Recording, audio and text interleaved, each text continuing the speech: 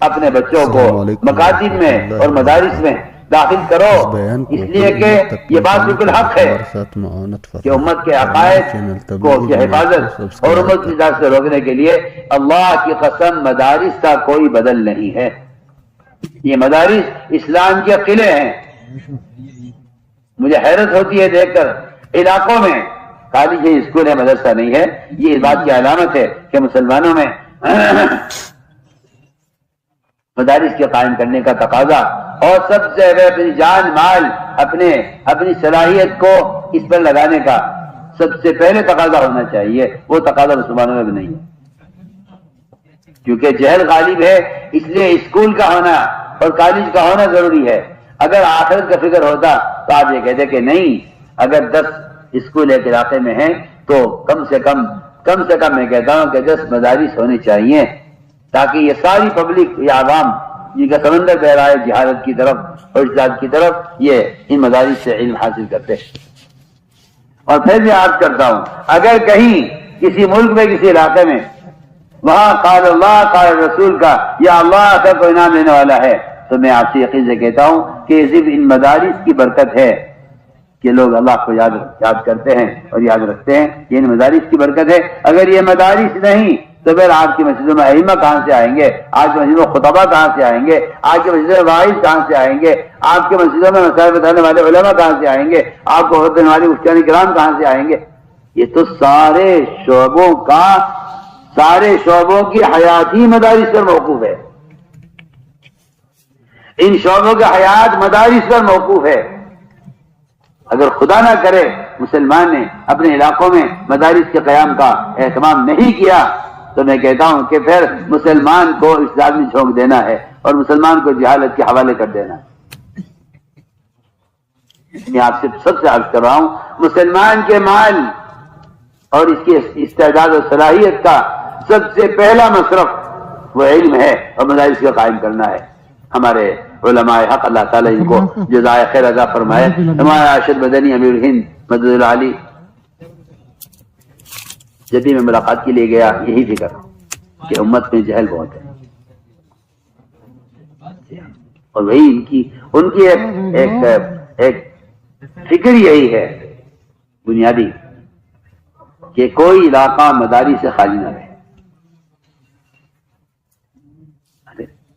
میں کہتا ہوں بڑے افسوس اور ڈوب مرنے کی بات ہے کوئی مسلمان یہ کہے کہ مدرسہ حکومت قائم کری۔ کیوں کری حکومت قائم؟ تمہارے گھر حکومت بناتی ہے؟ تمہارے کھیت کیا حکومت بناتی ہے؟ تمہاری شادیاں حکومت کراتی ہے؟ تمہیں گاڑیاں حکومت دیتی ہے؟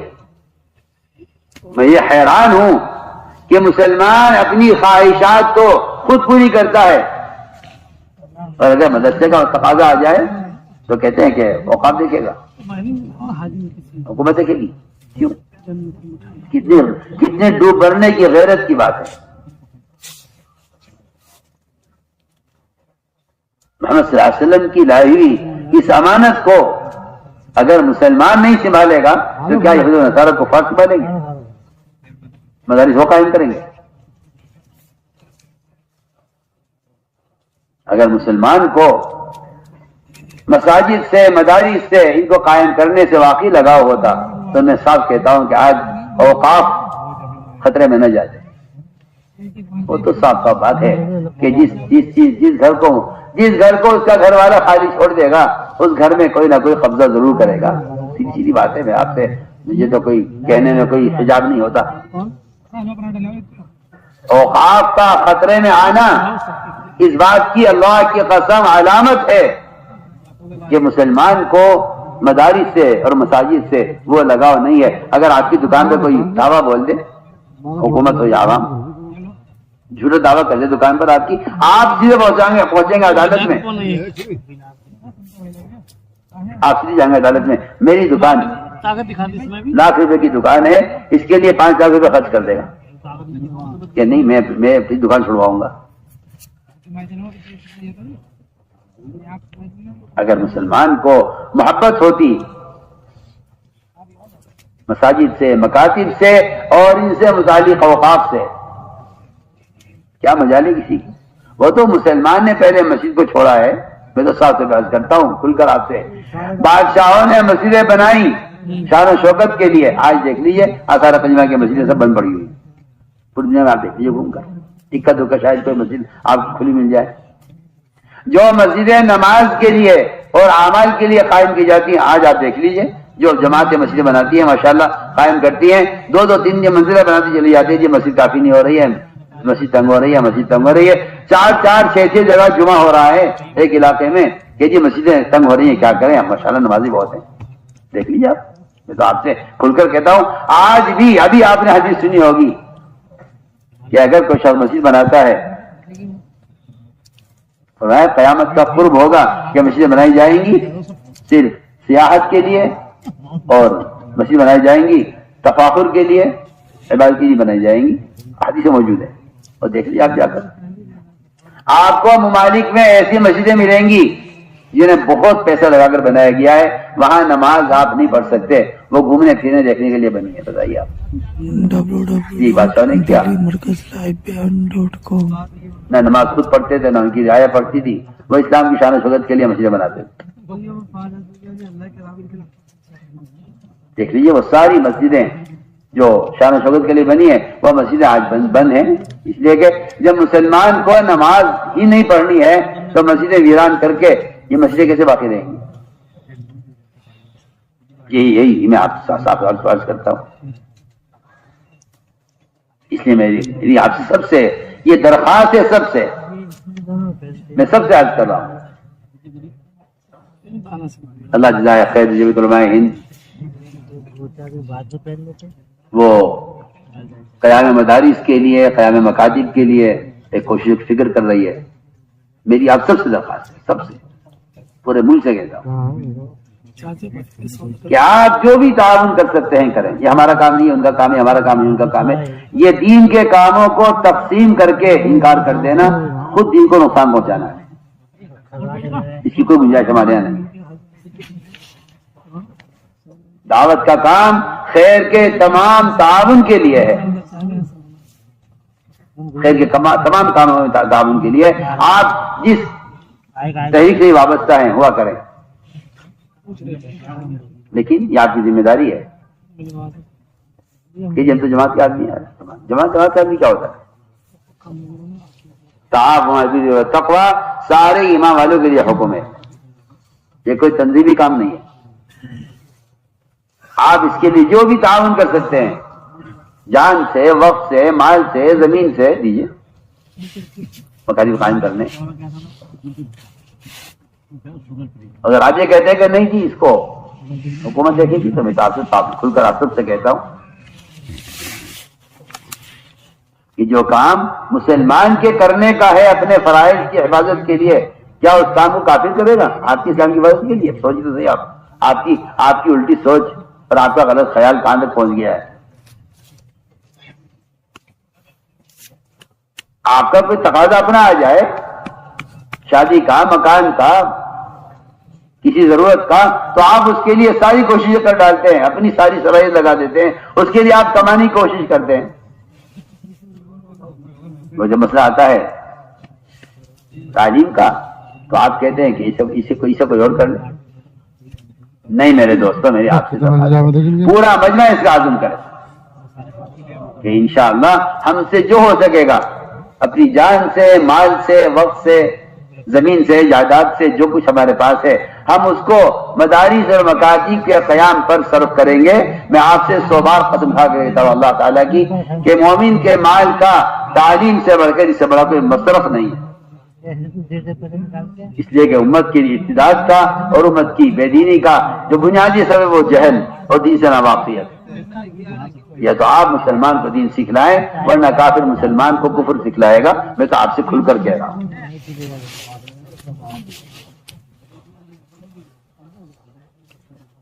اس لیے کسی کام سے کہ تعاون سے ہاتھ روک لینا یہ کہہ کر یہ ہماری تحریک نہیں ہے, آپ کی تحریک ہے, کوئی تحریک نہیں ہے, کوئی تحریک نہیں, کوئی کسی کی تنظیم نہیں ہے. خیر کے کاموں میں آگے بڑھ کے حصہ لینا چاہیے. اس طرح میں نے عرض کیا کہ علم یہ ایک بنیادی فریضہ ہے ہر مرد عورت کے ذمہ۔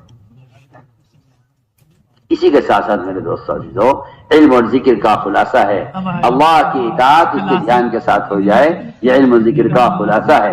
اس لیے ذکر کا بہت اہتمام کرو کہ علم ذکر کے بغیر ظلمت ہی ظلمت ہے۔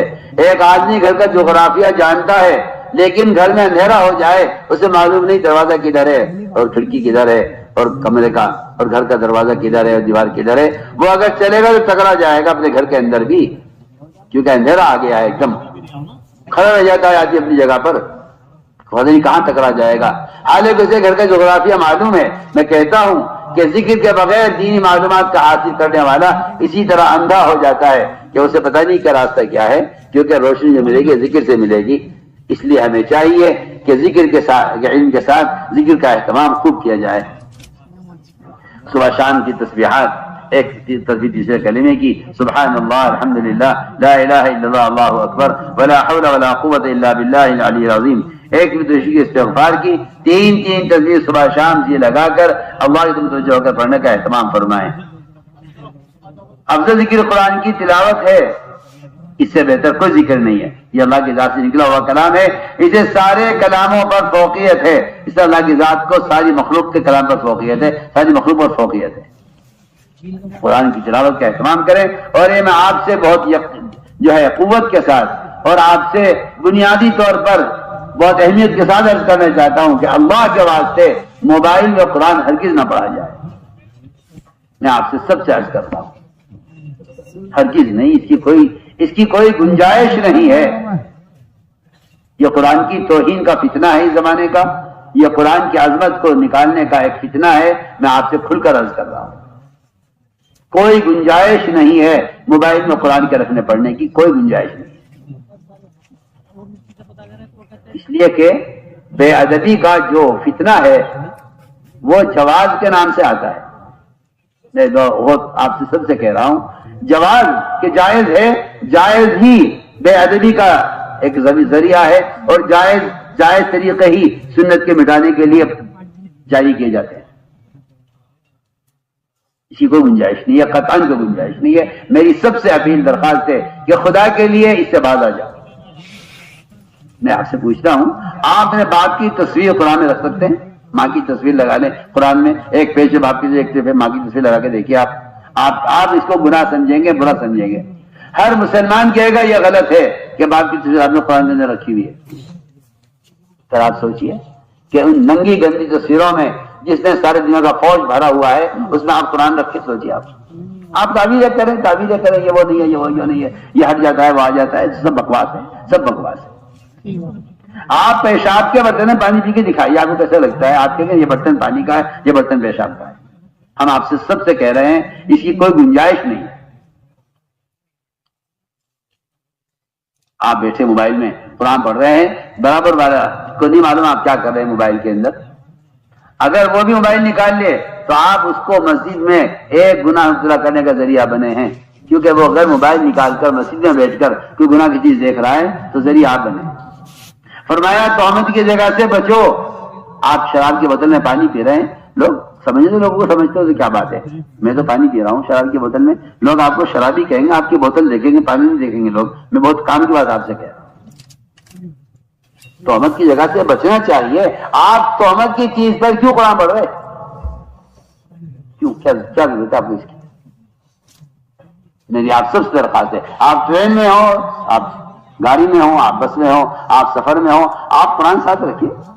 قادسیہ کی جنگ میں صحابہ نے قرآن ساتھ رکھا ہوا تھا، اللہ نے اس قرآن پر مدد کی ہے۔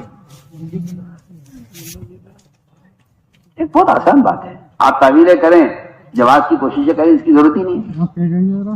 کیا اس کی ضرورت کیا ہے کہ قرآن موبائل میں کیا ضرورت کیا ہے اس کی؟ موبائل نہیں تھا تو آپ کیا کرتے تھے؟ موبائل آ گیا تو آپ صحابہ کے طریقے کو بھول گئے موبائل آتے ہی۔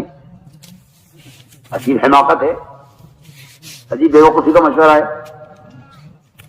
حضرت عثمان کا قرآن پھٹ گیا تھا مسلسل دیکھ کر، فرمایا عدیم النظر فی القرآن، اللہ نے صحیفے لکھ کر دیے ہیں انبیاء کو، آپ حضرت قرآن لکھوایا ہے، لکھا ہوگا قرآن ہاتھ میں لے کر پڑھنا، بس خدا کی قسم یہی ایک واحد طریقہ تلاوت کا ہے۔ آپ کو کوئی ضرورت نہیں ہے کہ آپ نئی بدعتیں اسلام میں پیدا کر کے اور قرآن کی جو ہے صحابہ کرام کی تلاوت کے طریقوں کو بدل کر کوئی نیا طریقہ جاری کرنے کی ضرورت نہیں ہے اس کی.